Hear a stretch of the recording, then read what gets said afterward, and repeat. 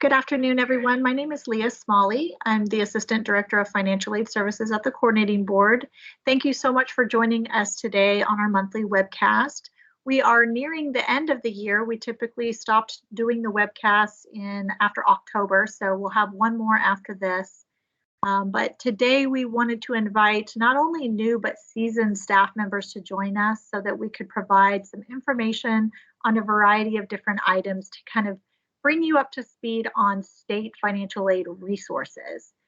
So we're going to be going through, again, quite a bit of information today. So if you find yourself getting overwhelmed, please keep in mind that one, you can play this again because we're recording it. Two, you can always request one-on-one assistance or training from us, and we'll be happy to set that up.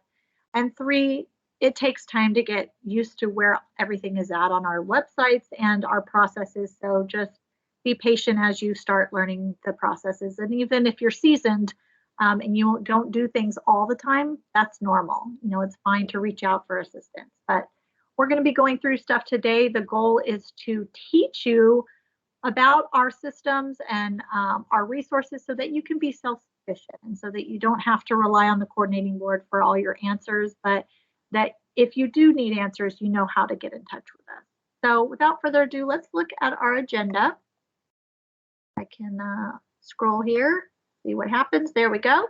So today is called Back to Basics. So first and foremost, we're going to be talking about accessing our systems and what systems are available. We'll also be going through the request and return of funds process. Want to make sure that people understand now with the new fiscal year starting, how do you get your money and how do you return money? Then we'll be going through the various online resources that are available because we have quite a few at this point and we update those frequently. So we want to make sure you know where to find those. Then we'll be talking about how do you get in touch with us? What's the best way to do that? Because we have different methods. And then lastly, we always go through some reminders and upcoming training so that you know what's on the horizon. Now, today I have a special guest with me. I have my co-presenter, Laura DeGrush, and I'm going to be turning it over to Laura so that she can go through some of these topics with you. Laura is a program specialist on my team. She's incredibly knowledgeable. You may have spoken with her on some of the phone calls or received some responses via email. Again, she's a great resource, and I'm happy to have her co-presenting. So I'm going to be turning it over to Laura to talk about accessing systems.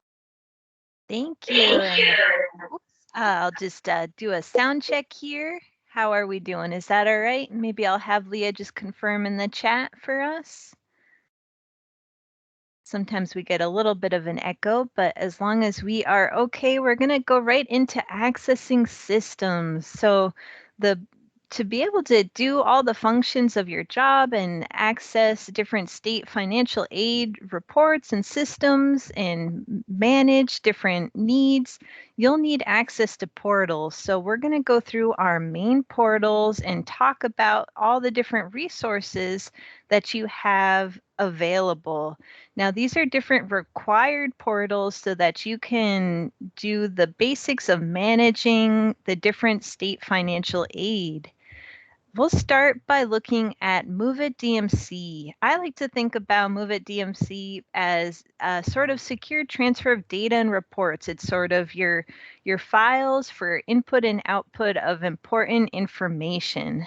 Then we'll also talk about HelmNet and how it's a borrower and institutional portal. Then we'll also talk about CB Pass and how it's a way to access state aid software apps. So they all have different functions. Let's delve in a little bit deeper into their main functions. Now looking at Move It, some call it just Move It DMZ, some Move It. There are some very important functions that it does, and mainly being the sending and receiving of files between the TCB and the institution. So starting off, the most important is FAD processing. FAD as in financial aid database processing. And that is such an important function. And there are a lot of different other functions with Move It DMZ.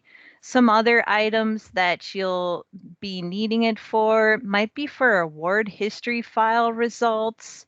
It might be for loan disbursement rosters and delinquency reporting. And then also there are a couple of other folders there, say if you're going to upload the net price calculator. Now, all these different functions, you can find instructions on our program resources under the Student Financial Aid Programs. So everything that we just mentioned about Move It DMC, there is an instructional guide for working with it, whether it's FAD or whether it's the grant history results. There's so many different things that you can do with this portal, and there are instructions of how to do it, so don't worry. Let's look a little bit more then at HelmNet, another portal. It has a different website through HelmNet. And here you'll be using the HelmNet portal if you are a borrower or an institution or an administrator that needs to work with borrowers. So this could be for the college access loan, or it could be for the Texas Armed Services Scholarship Program. So it could be for Cal or it could be for TASP. There are other reporting and management tools available too. And you can find how to use HelmNet and all the instructions also on our website. So you can log in and have all these different management tools through HelmNet to watch and see each different Cal or TASP loan that's on there or scholarship, and you can look and manage that. But if you want instructions, you can find how to use HelmNet through our website, through instructions, through going to our program resources, and we'll talk more about our website pages. So that is HelmNet, a borrower and institutional portal. Let's talk a little bit then about CB Pass. I like to think of it more of a software app, and it just houses so many different apps inside. So this is an interesting portal in that you will be creating your own access into it. So you'll create your profile, and then from there you can request access to different essential functions you might need, such as the grant payment portal. And you can do different things also with the grant payment portal. You can look up the award history lookup, which is a helpful tool, but it's not a tool that would be all results involved. It's helpful guide, I'd like to say. Also, in CB Pass, you can use and go to the FAD portal and validate and certify the FAD. There are a couple other things that you might need access to. For example, the Good Neighbor program, and that is a specific program, and most likely the International Office or Financial Aid Office may need access to this portal to submit different candidates that would be eligible for the Good Neighbor program to submit the candidates so that the THECB can decide the eligible candidates for this program. So it's a valuable program that you might also need access to. So with each of these, they all have different access points and different tools available. You'll need all three in different ways and for different reasons. Let's talk a little bit about how to gain access. And before we do, say if you already have access, now at least you'll remember what is what and re-remember. Perhaps you've only worked with HelmNet. Perhaps you've only worked with CB Pass. That's fairly common. If you only take care of loans, you might only work with HelmNet. Or if you've only worked with grants and that's your main job, perhaps you haven't remembered HelmNet. So it can be good to know all the resources available, even if you're seasoned in the field. So let us look at the user access overall. How do you gain access? And then how do you get into the portals once you have access? Well, on our program resources page, under the red banner, You can look at various tools there. Again, so many resources on the website, and we're going to go over that.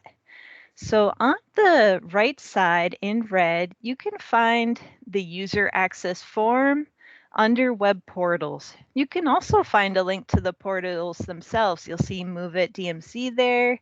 You'll also find CB Pass and HelmNet.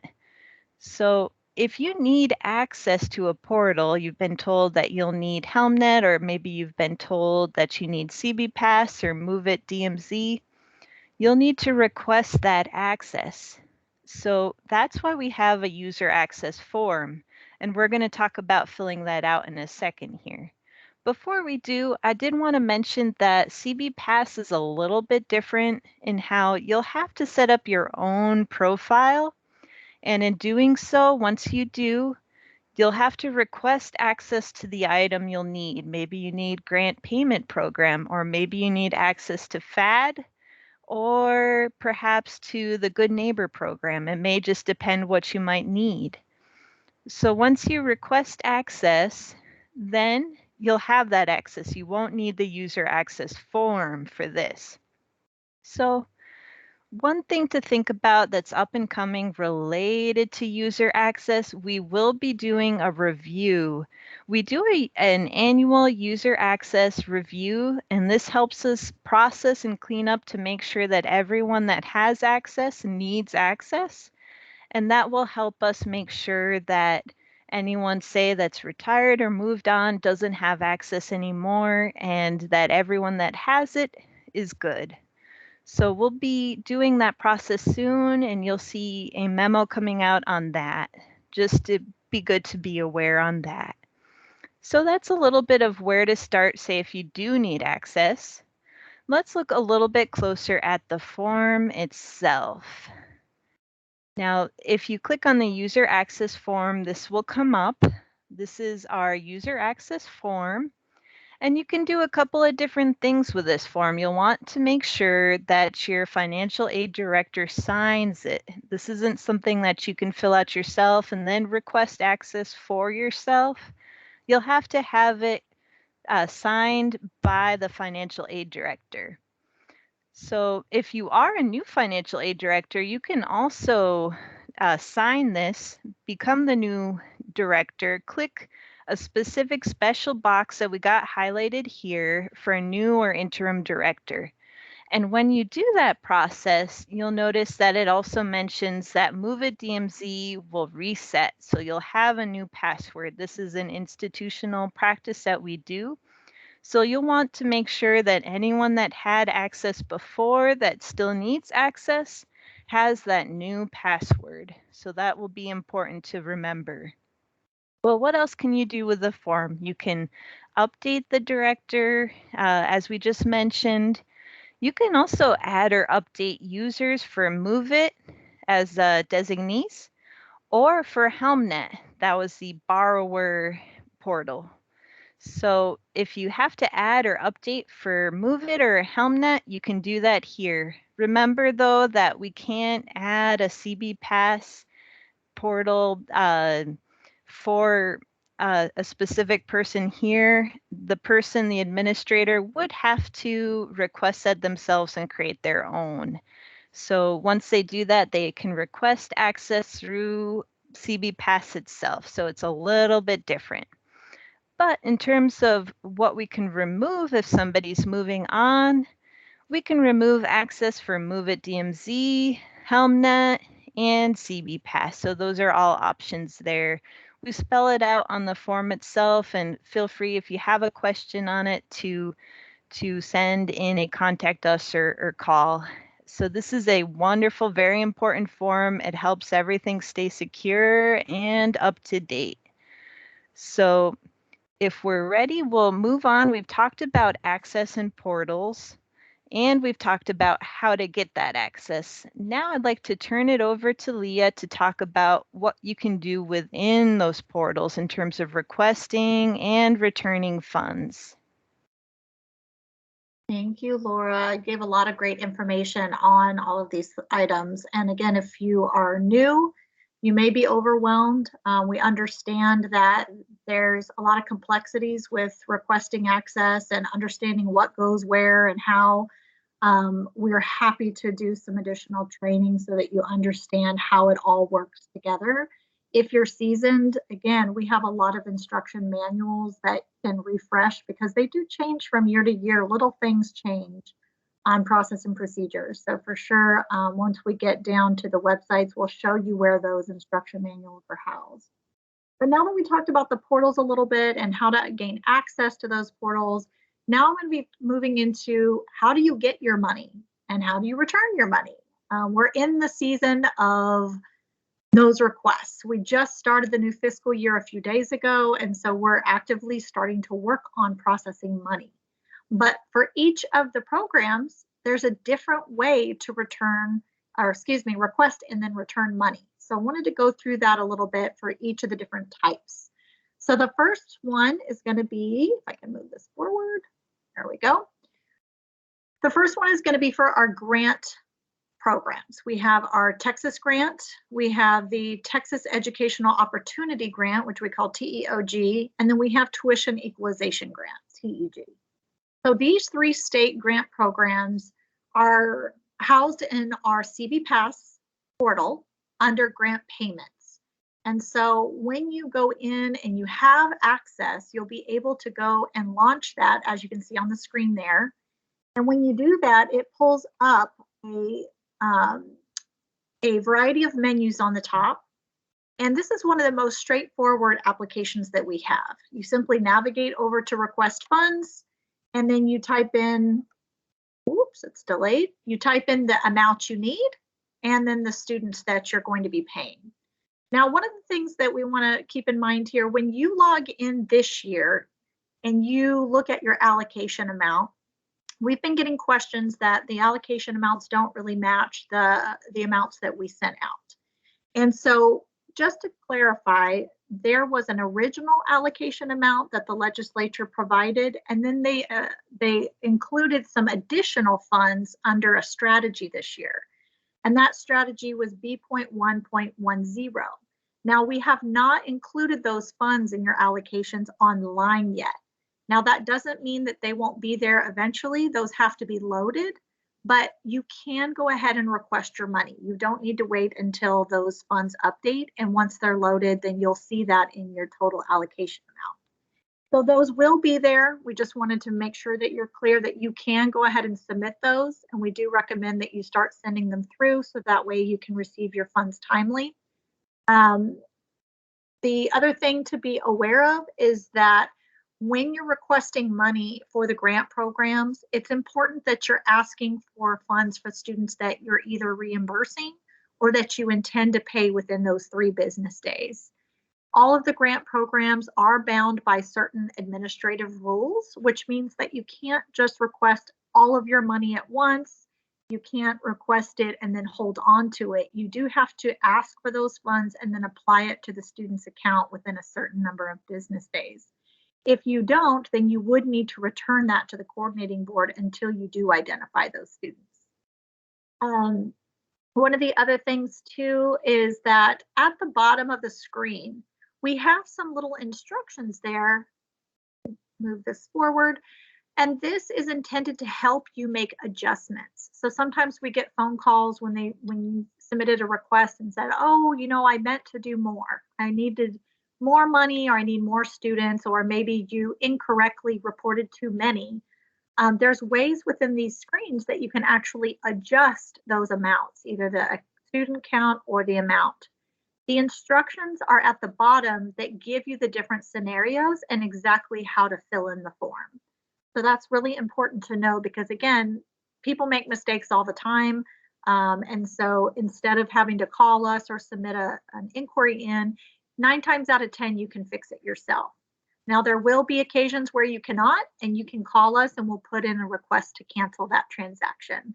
But we want to guide you to the resources that are there to see if you can do those on your own. So that's how you request money. Again, very straightforward. You enter the amount, the student count, you hit submit, and then we get it on our end. We'll process the request, and then you'll receive the funding. Now, what happens when you need to return grant funding? You're going to use the same portal. Again, we transitioned to this a few years back, so you'll simply go in under the Return Funds tab at the top here. You enter the amount you're sending back and then the student count associated with that. And then you do have to enter the description on why you're sending money back. And the reason is because we don't want your money back. So we sometimes want to know, why are you sending us this money? And this is a friendly reminder that with the state grant programs, you can actually move money from one student to another if that student becomes ineligible. This is a program, because we don't pay it out on the student level, student detail level, you have the ability, if the student is still eligible, to move that to someone else.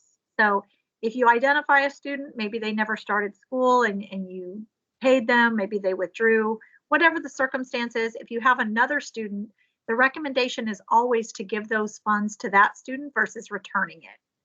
Now, we do know that returns happen. You know, you're reconciling at the end of the year, or you just simply can't find a student that you can give those funds to, and you need to meet that, that threshold on time. You're going to have to return it. So you do go in here, you'll enter that in. But one of the things we wanted to point out is that there needs to be that collaboration between you and your business office. Sometimes we'll get folks returning money through the grant payment portal, but then there's no money that actually gets sent back in the bank accounts. So again, it's important to work together to make sure that when you submit a return through the grant payment portal, that the money is actually on its way as well. And then one other thing that we've identified is making sure that when you return it in the bank, that it matches the actual return that you put in the portal. There are often times where maybe the business office will send one amount, but then this form has a mismatch and we can't reconcile that. So again, it all comes back down to clear communication between the departments. I've worked at schools before. I know it's a tricky thing to always be on the same page, but just making sure you set up processes so that you can clearly reconcile and balance the books, okay? The last little note at the bottom there is make sure with the grant payments, our system only allows whole dollar numbers. If you try to do cents, again, in the bank accounts, it's not going to align with the form. So you do have to send those back in whole dollar amounts. So that is a kind of, again, a high level process for the grants on how to request your money and then also return your money. So now I'm going to move on to the College Access Loan and the Texas Armed Services Scholarship Program. So this is a different portal. Laura brought it up before. So most of the institutions at this point go onto HelmNet to process these two programs. The programs are very unique. The College Access Program is something called student initiated. That means that before you can certify their loan to receive the funding, the student has to apply online and be approved, either by themselves or with a cosigner. So most of our schools at this point, they log into HelmNet and they'll certify the loan through that portal. Now, TASP is a different process. The Texas Armed Services Scholarship Program is what we call school initiated. That means that when a student is eligible, the school has to go in and physically create the application for the student first, and then the student logs in at a later point to complete that application to receive those funds. We are in I'll call it the TASP season right now, so it's important that if you have students that need to be certified because they're renewals, that you're identifying those students and entering those in, because we are bound by certain timelines and we want to make sure that the student's funding does not get held up in any way. So now that we've started the fall term, if you are a school that processes TASP, make sure that you're identifying those students and going in to enter those applications so that the student can do their part. If you're not aware of the students and maybe you need some assistance, you can reach out to us and we will assist you with trying to identify those. Now, one of the things that we get quite often as far as requesting and getting your funds for Cal and TASP is, hey, my disbursement's already passed. Where is my money? Where is it? When is it going to come through? So as a reminder, or maybe if you're new, the thing that drives disbursements is not necessarily the disbursement date. We have something called the loan approval disclosure, and that's a requirement under the student lending laws. And so in order to release the money, the student has to go online and acknowledge that. So we do see that fairly often where the disbursement date may have passed, but it's because the student hasn't gone in to finish their part. So if you suspect that that's the case, one, you can go in and look at the student's borrower checklist. If you log into the HelmNet system, again, we have extensive instruction guides on how to navigate through the system. We can set up training with you, but you'll be able to look at that student checklist to see if that, what we call a LAD, is missing. The other way is you can run a report. We have an instruction manual online. If you go to our website, there, under the loan programs, there is an instruction sheet for HelmNet online reporting.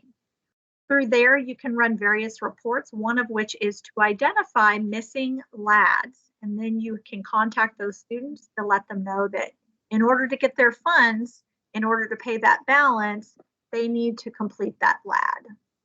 Okay. So let's talk about getting the money back to us. We often have students that either they don't want their money anymore, or maybe they requested too much money, maybe they're ineligible for money, and you need to get those funds back to us. On our website, the same one I just showed you, where the instructions are, at the very top, there's something called an online return of funds form. And so when you click on that form, it's going to pop up.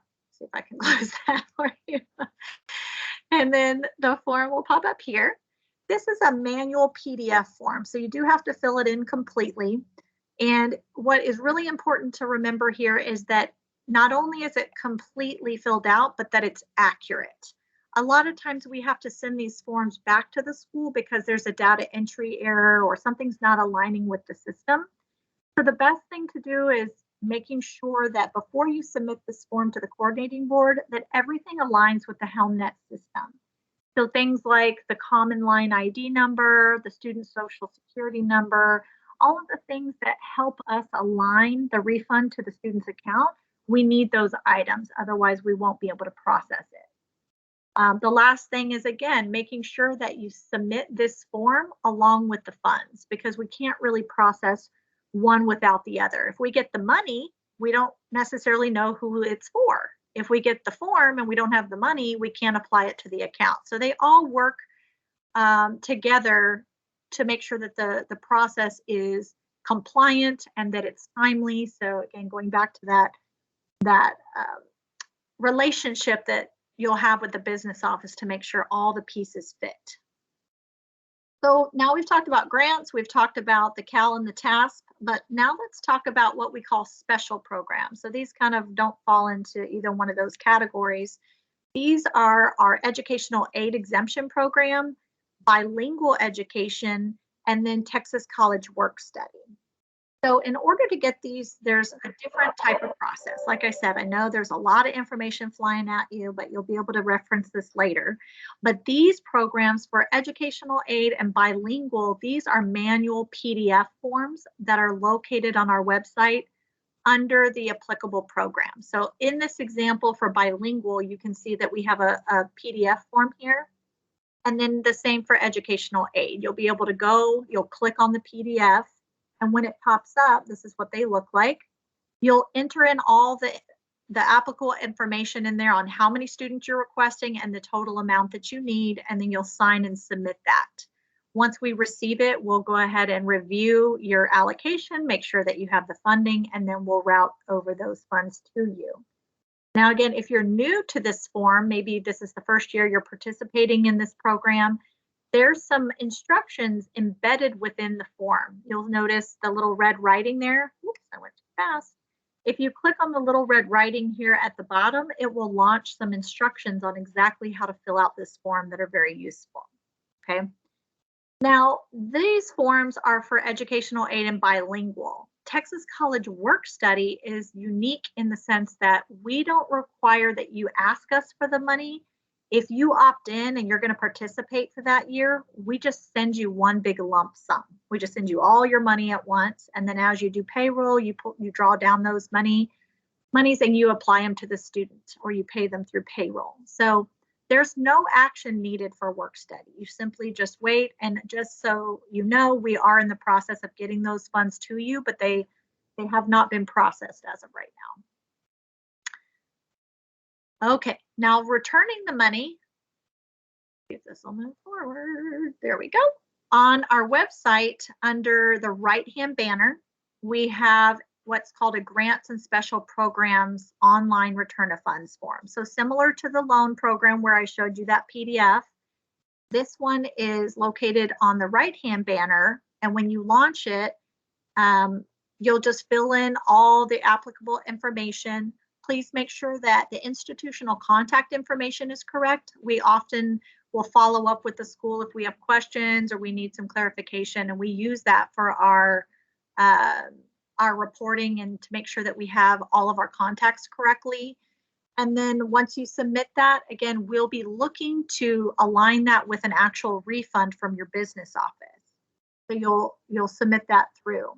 Now, one thing to note is that if you have old grant funds, so prior to FY 2020, you would need to use this form for those funds. And that usually is a result of an audit, or if you are doing some kind of review of your systems. Sometimes we find old money that you have to return.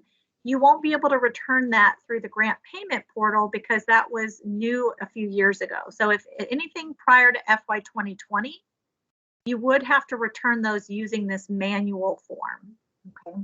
So again, we call it our special programs and also our old grant program form. And so those are all available through this PDF. Okay. All right, so I gave you a lot of info, and we're going to be moving on to online resources. I'm going to turn this back over to Laura, but before I do that, just as a reminder, the resources we've been talking about, there's a lot of different places where you can find things. And so really this next section is to kind of guide you, but it really just takes some time and some experience using our websites to get familiar with where to find things. We try not to move things around too much, but you can always contact us to find out where things are located. But I will let Laura kind of show you the ropes here and make sure that you understand kind of the basic flow of our site. So let me mute here, Laura, it's all yours.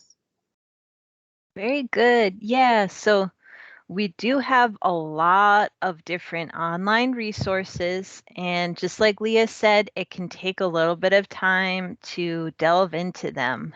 There are lots of layers. It's a bit like an apple meant to be an onion, so lots to look at. So in terms of our resources, we have 3 main sites we want to highlight for today. So we have our College for All Texans at collegeforalltexans.com. Very easy to remember. This is a wonderful resource for students and family. We also have our borrower resource, and that's HH Loans at hhloans.com. And this is a great student borrower resource, also can be used for administrators also. So it's available. Then we also have our highered.texas.gov website that will be highlighting our student financial aid programs. And there's a lot of layers here. There's so much to look at in terms of program resources and how to stay connected. So you can save these, mark them down, put them as your favorites, and let us delve right in. So in terms for College for All Texans, we consider this our student resource. It's also a great resource for counselors and families. You can find a lot of basic information about state and federal financial aid and how to start. A lot of college readiness resources are here, and then also financial aid basics. So in terms of Texas, you can find state grants and scholarships here and basic information. You can also find loan programs such as College Access Loan or TASP, the Texas Armed Services Scholarship Program. You can also find information on the various state exemption and waiver programs, some federal too, and of course, Texas College Work Study Program information. Here you'll also find your basic instructions on filling out the FAFSA or TASFA, FAFSA being the free application for federal student aid, and information on who ought to fill that out. And also the TASFA, the Texas application for state financial aid, and who should fill that out and directions. So you can find that here. We'll link to our newest TASFA on October 1st, so that will be available then. You can also find the state net price calculator. Now this is hosted right here on College for All Texans, and that will send you to our higher education website portal to be able to compare colleges. So this is a great resource for students, a very good way of explaining things in a more clear way to the general public. Then we have, moving on, our HH Loans. This is a Hinson Hazelwood Loans website. It's mostly a student resource for borrowers, but administrators can also log in and use the accounts getting there this way. It's also an option. You can also do the same through saving your account to log into HelmNet, or going through our Student Financial Aid Programs website. There's a portal link there too. So with this website, you can look at a lot of information for example, the College Access Loan, and also the Texas Armed Services Scholarship Program, TASP. You can look at all the eligibility, and you can access the accounts as we just mentioned. And then you can also look at forms, all the forms that you might need from the beginning till end of the process for taking out a loan are available here. It's a great resource to send students to. So you can find postponements, discharge, forgiveness, all these very important forms.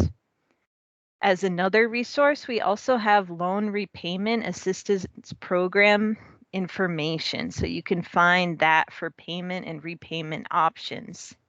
So this is all available here on hhloans.com. Now let's delve a little bit more into our institutional resources.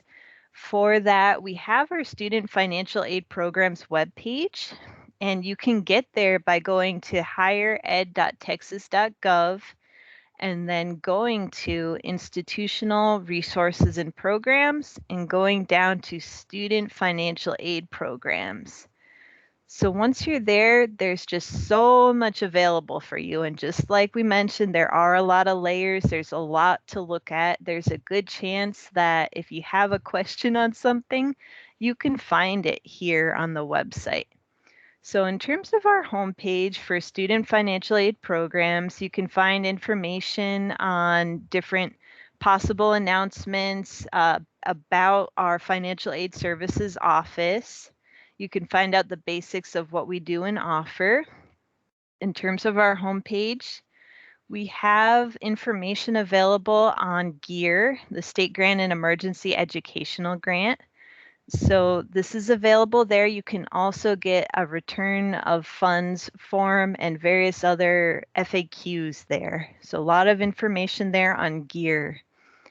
Then in terms of Stay Connected, you can access a lot of important information, memos. Say if you missed a memo, you can cross-check it there. You can also find an archive of all of our past memos and all of our past webcasts. So I personally go back and look for memos, and I cross-check on webcasts all the time. You can find not only the webcast, but also the PowerPoint if you prefer to pull it up and look at it that way. So all that information is available there. We'll look at that a little bit more in a second.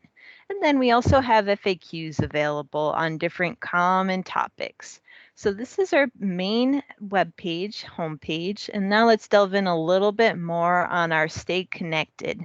As I mentioned, we have a lot of memos. We keep our most recent up-to-date ones right here on top.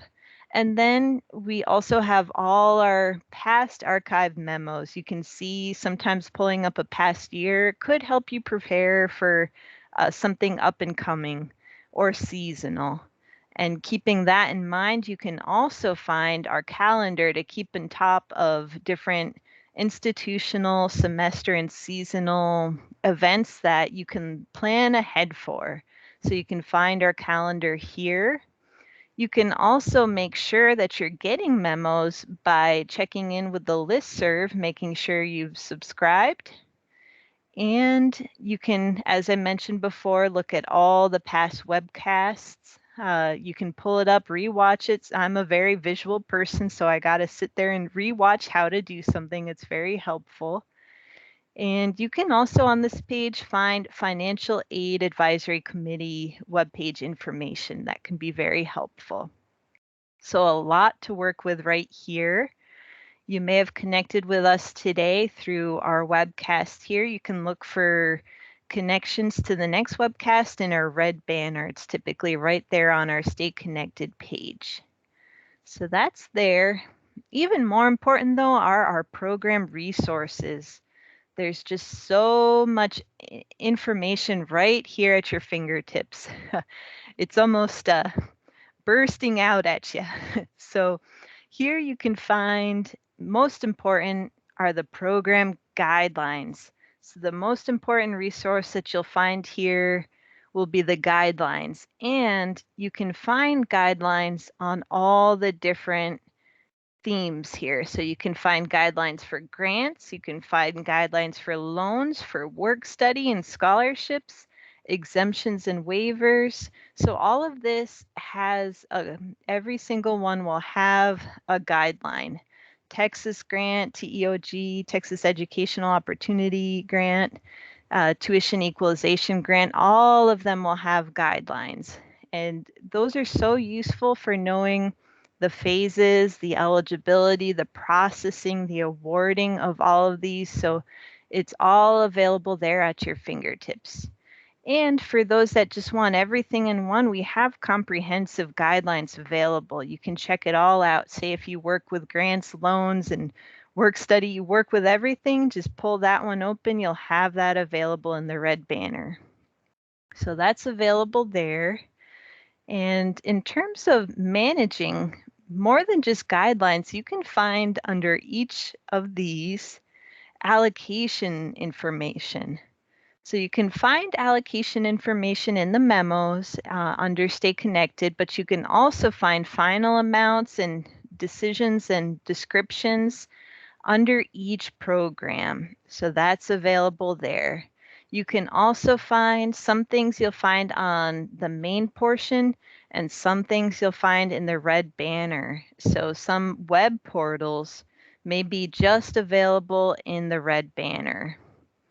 You can also find instruction manuals. Some things are very difficult and nuanced, so you can find how to, for example, gain access or how to process, how to make sure that you're filling out a form correctly or returning funds, as Leah said, correctly. So there are so many steps and instructions are available here. There's under each item, there's different instructions.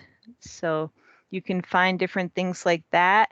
You can also find important information, usually in the red banner, for electronic funds transfer and return of funds.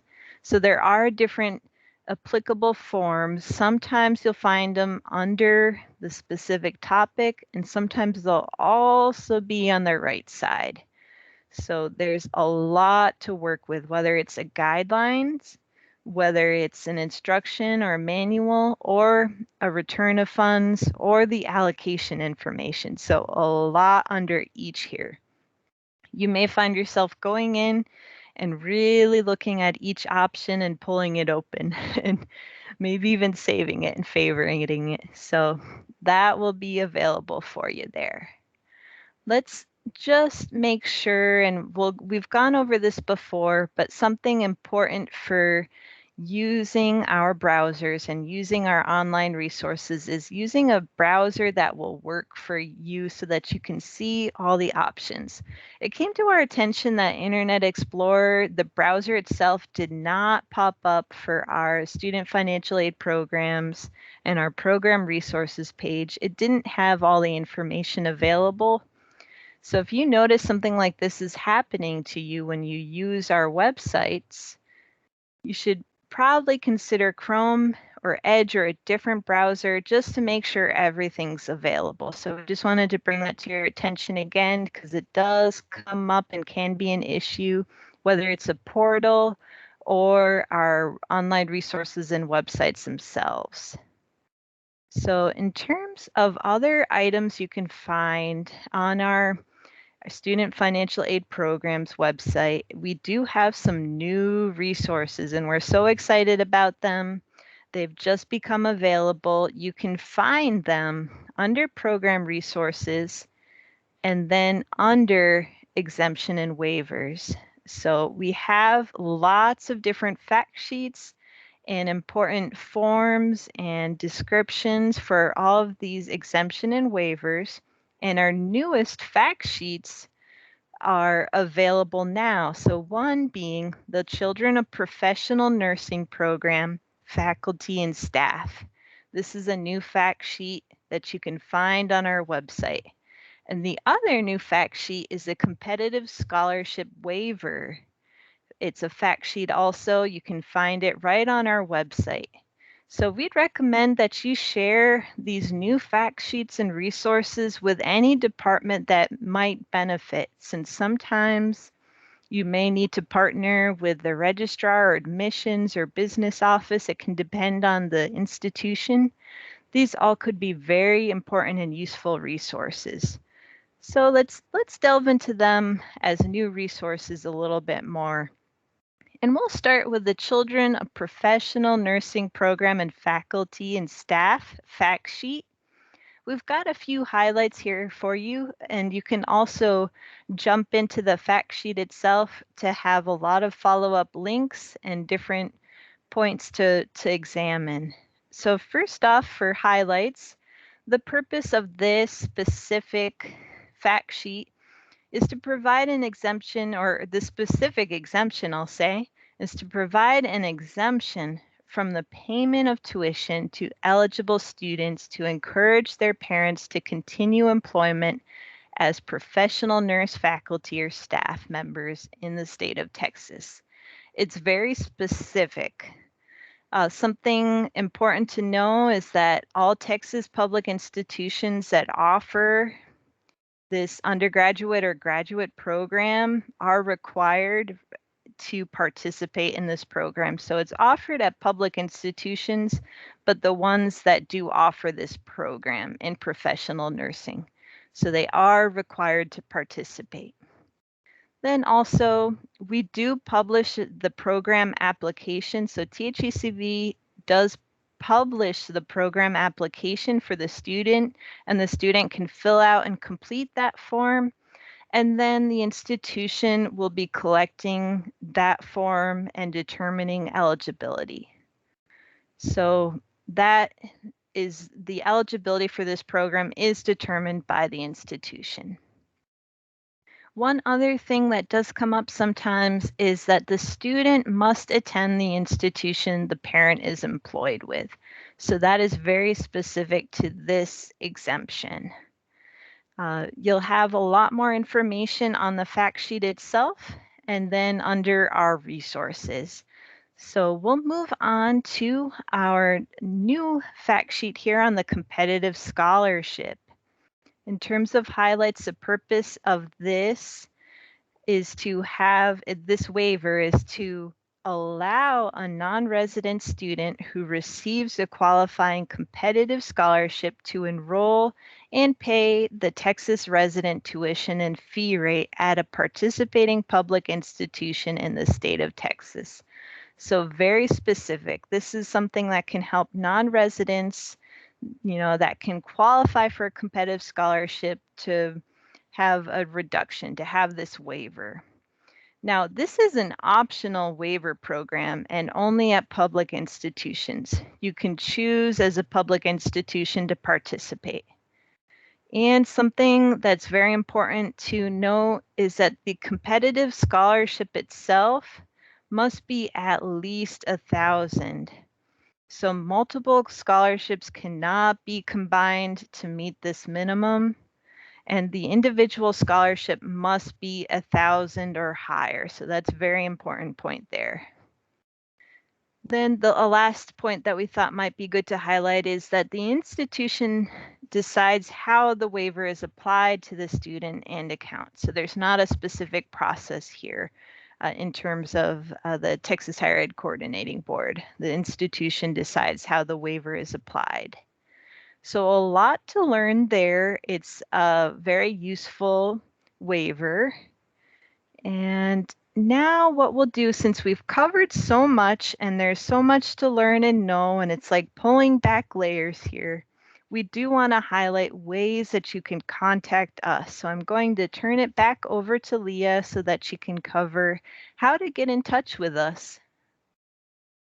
All right, thanks, Laura. I'm sure everyone's minds are bursting at this point with all of this stuff, and trust us, we know because we produce it every year and we know how much stuff we throw out y'all, but we do try and organize things as best we can with the websites that we have. We are working on a new website, just so you know, and so we may have some different navigation, and we'll do some training in the future. But until then, I wanted to just briefly touch on how to get in touch with us. I do this pretty much every single webcast, but because we have newer folks, even seasoned folks that kind of dive in and out of these programs, it's always a good idea to just hit on how do you get in touch with us. So let's see if I can move this forward. Not cooperating. There we go. All right, so getting in touch with student financial aid programs. First and foremost, we have several phone lines. We have some that are available to the borrower specifically and also to the public. So our borrower line, that's our student borrower services line. You can see the number there, 800-242-3062. It's open 8 to 5 each day, but they help student borrowers and their co-signers through various questions. We also have our public line. This is the Texas Financial Aid Information Center. That is something that our area in financial aid services, we answer those phone calls. That's primarily for people who are looking to get into higher education and go to college, but we also get current students as well. The number is 888-311-8881. Again, open 8 to 5 each day. Now we also have our institutional phone line, and this is dedicated specifically for schools. Sometimes students find their way onto this phone line, but really this is intended to help support the institutions to answer questions. Now keep in mind, like I said, when you call in, if you have a complicated question, 9 times out of 10, we're going to have you document that, or we're going to take that down and we're going to need to look into it more. So you can call us, again, 8 to 5 each day. We do have the phone line right here. We're closed from 12 to 1 each day, but other than that, we're available. The number is 844-792-2640. And again, if you have a specific question that we can answer, we'll go through that with you and help you through, again, our websites or whatever process you're trying to go through. Now, if you need to send us an online inquiry, we have something called a Contact Us link. We include this in pretty much everything we send out. It's available on all of our websites. At the bottom of the page, it says Contact Us or Inquire. And the reason for this is to provide you a ticket number, and so that we can, again, do that research for you. So I'm going to go through on how to fill this out because it is so important. And I know I drill this into y'all every single month, but it really does slow things down if all the different pieces aren't filled in correctly, because it is an automated system. It may go to a different area of the agency, and then it can take several days to even route to our area. And then if it requires research, it could take another several days. So the first thing when you pull up the form is make sure that you indicate that you're an institution. And then in the institution box, if you can code exactly where you're from, that helps us because we have different people working different schools. Contact reason, always put financial aid question, even if it's related to a loan, okay, because that will send it to our area. The description is also very important. This helps us do the research with the details you provide. Okay, so the more information, the better, but we do ask that you put limited student detail in there so that it's secure. We don't want a lot of personal identifying information in there. And then lastly, the most critical thing, please, please, please put your direct line, because as detailed as these descriptions are, a lot of times we still need to reach out for additional clarity. So having that direct line helps us get in touch with you. Now, one thing I wanted to keep in mind, again, since we're trying to share with new folks and seasoned folks, we ourselves have new folks and seasoned folks, and some of our staff has decided to get promoted. They have decided to retire. They've decided to leave the agency. Just like everywhere, we have people coming and going. And so at this moment, we are hiring up in our area. But what that means is that, we have a lot of inquiries coming through. So we do try and get through those as quickly as possible. But if something requires research, please note that it could take up to 5 business days to respond to you. If you have something that's urgent, you've got some kind of situation that is critical, please call us so that we can review and expedite that. But just know that if you do send that through for this form, it could take up to those 5 days. And we really, truly appreciate the patience, because as you've experienced yourself, getting people trained up and up to speed on all this information that we just shared with you takes time, and we're trying to provide that to our staff at this time. Okay, I think that is it there. So I'm going to touch on this. We really don't have a lot of time. I told you it'd be jam-packed today, and I know you've got other things to do. So I'm going to quickly blow through these reminders and training. Reminders that I told you, please go ahead and start submitting your requests for funding. We don't want those funds to get bottlenecked in our process. So now that the fiscal year's begun, please go ahead and submit those requests to us.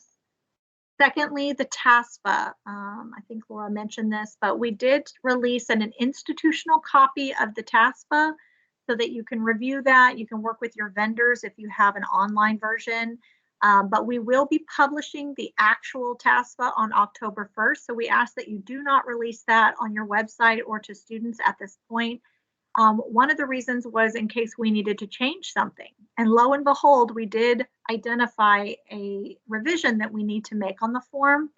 If you go to questions 62 and 68, we noticed that the IRS line reference was incorrect. So we are fixing that for the final release. And we'll be sending out a notice here in the next week or so just to make sure people are aware of that change. But that's, again, we release it early so you can make sure you know what it's looking like, but that still allows us some time to tweak it if we need to. Lastly, FAD Cycle 3 is opening up October 6th. If you, for some reason, haven't finished Cycle 2, please let us help support you to get that done. We need to start the next cycle, which is coming up very quickly. And this is the big cycle. This one requires reconciliation and certification. So we do anticipate a lot of activity. And so we want to make sure that you're prepared for that next cycle. Training coming up, we will be attending the New Aid Officer Basic Workshop, which is part of the TASFA conference. It's kind of the kickoff for new employees. So we'll be presenting at that conference. I believe I will be there. So if you want to meet me in person, I'll be there. I will also be delivering part of a presentation at the conference. We always do a state session, which will be on their agenda. So you'll want to check back to see when that's going to happen. And then lastly, we have next month's webcast is October 19th. So make sure you mark your calendar. We will be going through FADS and also the online TASFA that's being built. So you'll want to join for that one. And lastly, deadlines. We touched on this very briefly on the task nomination The deadline for legislators is coming up on September 30th. We also have a deadline for schools to make sure they enter their applications, which is not until October, but still keep in mind that those deadlines for TASP are very, very important. Okay.